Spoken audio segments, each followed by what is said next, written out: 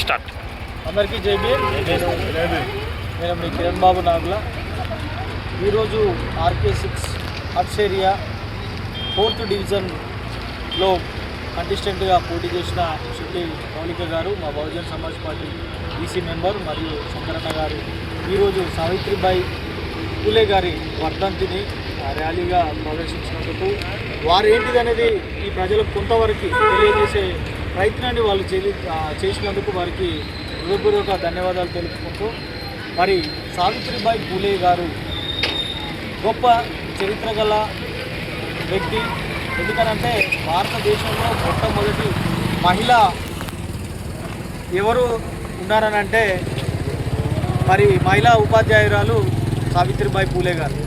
మరి సావిత్రిబాయి పూలే గారు ఆనాటి రోజులలో అణగారిన వర్గాల గురించి మరి ఎంతగానో పోరాడిన వ్యక్తి.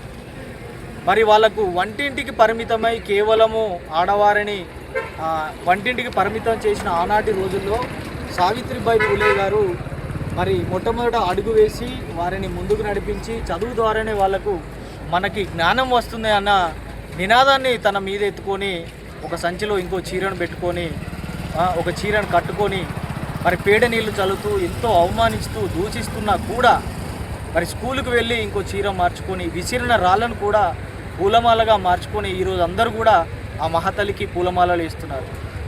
ఆ రోజు ఈనాటి రోజు వరకు మనం ఈరోజు స్మరించుకుంటున్నాం.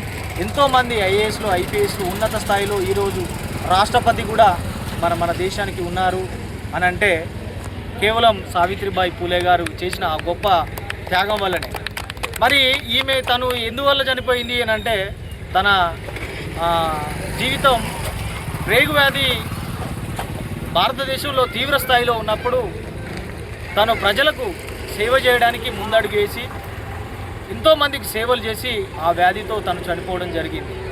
మరి ఈ రోజు వరకు కూడా మనం గతంలో చూసుకుంటే ఏ స్కూల్లోనైనా ఒక విగ్రహాన్ని పెట్టి ఈమె చదువుల తల్లి అని చెప్పారు. మరి ఏ రోజు కూడా ఈమె విగ్రహాన్ని ఇంతవరకు మంచి కాలేజీలు ఉన్నాయి, యూనివర్సిటీలు ఉన్నాయి, ఎంతో పెద్ద గొప్ప మహనీయులు ఈ మన భారతదేశంలో పుట్టిరు. కానీ మరి ఈ మహనీయురాల్ని అందరూ మర్చిపోయారు. ఈరోజు మనకు తెలంగాణ వచ్చి ఇన్ని సంవత్సరాలు అయినా కూడా ఒక్క కాలేజీలో, ఒక్క స్కూల్లో, ఒక్క యూనివర్సిటీలో మరి ఈ మహాతల్లి ఫోటో లేకపోవడం మనకు ఎంతో సిగ్గుచేటు.